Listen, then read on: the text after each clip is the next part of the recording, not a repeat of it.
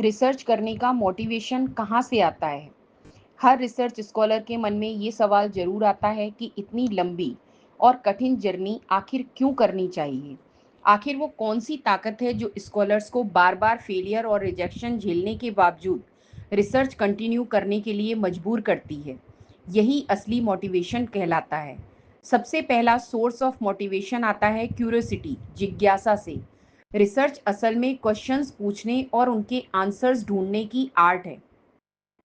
कुछ students naturally curious होते हैं। उन्हें जानने की इच्छा होती है कि ये सिस्टम क्यों काम करता है, ये एल्गोरिथम दूसरों से बेहतर क्यों है, इस प्रोसेस को इम्प्रूव कैसे किया जा सकता है।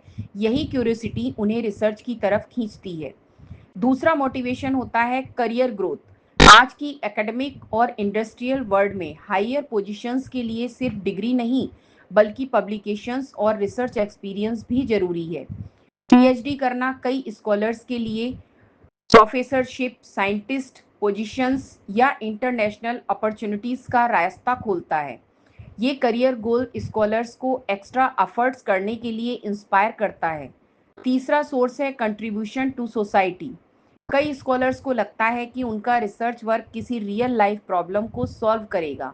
जैसे कोई मेडिकल इमेज प्रोसेसिंग पर काम कर रहा है तो उसके मन में ये मोटिवेशन होता है कि उसका वर्क फ्यूचर में कैंसर डिटेक्शन या डिजीज डायग्नोसिस में काम आ सकता है। इस थॉट से रिसर्च को एक मीनिंगफुल डायरेक्शन मिलती है। चौथा मोटिवेशन आता है रिकॉग्नाइजेशन और फेम से। स्कॉलर्स चाहते हैं कि उनका नाम इंटरनेशनल कॉन्फ्रेंसेस और हाई इम्पैक्ट जर्नल्स में दिखे। जब किसी का पेपर पब्लिश होता है या उसे बेस्ट पेपर अवार्ड मिलता है तो वो मोमेंट इतना पावरफुल होता है कि स्कॉलर महीनों की मेहनत और टेंशन भूल जाता है।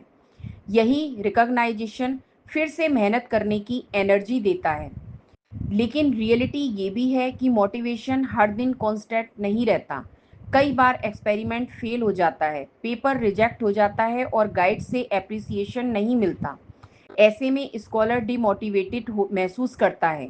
यही वो समय होता है जब प्रॉपर गाइडेंस और पॉजिटिव एनवायरनमेंट स्कॉलर को हैंडल करता है और फिर से मोटिवेटेड करता है।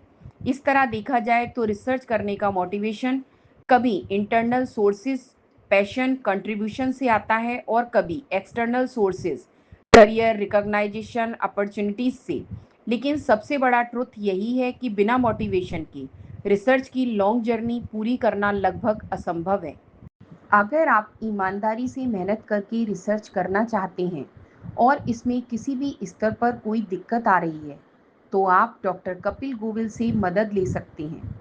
इसके लिए इस चैनल की किसी भी वीडियो पर कमेंट करें और गाइडेंस पाने की प्रक्रिया जान लें।